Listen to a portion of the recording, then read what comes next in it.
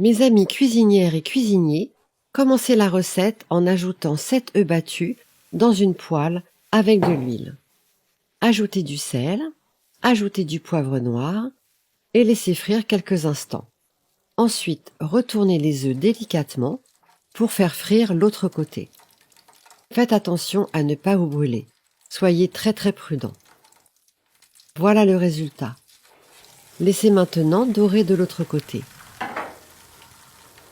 Et faites bien attention de ne pas faire déborder votre huile de la casserole. À l'aide d'une grande spatule à trous, vous pouvez retirer les œufs et bien les égoutter. Déposez-les ensuite dans une grande jatte et laissez-les refroidir. Voilà. On va ajouter une tasse de chapelure, petit à petit, et sur toute la surface de vos œufs. Mais gardez-en un peu pour la suite de la recette. Utilisez un autre type de farine si vous préférez. Puis maintenant, à l'aide d'une cuillère à soupe, vous coupez les œufs. Coupez bien soigneusement toute votre préparation. Voilà, comme ça. On coupe et on va finaliser en ajoutant le reste de chapelure. Et à nouveau, on va bien mélanger en coupant les œufs. Coupez les œufs à la taille qui vous convient. La première étape de notre recette est prête. On va ajouter un oignon blanc haché. Voilà. 2 cuillerées à soupe de beurre fondu.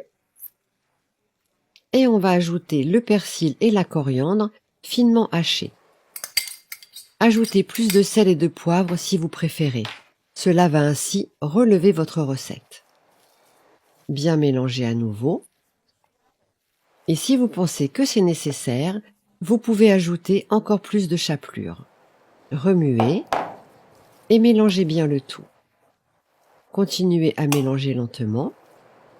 La quantité de chapelure que vous allez ajouter dans cette recette est vraiment selon votre goût.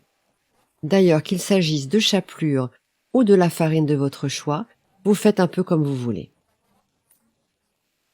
Ensuite, nous allons ajouter de la calabresa, du jambon, du bacon frit ou une autre viande si vous préférez. Tous ces ingrédients rendent la recette très savoureuse. Ça y est, mon farofa est prêt. Vous pouvez le servir dans une assiette et inviter la famille. Regardez comme c'est délicieux. Voilà une recette simple et très savoureuse à servir pour toute la famille. Bon appétit!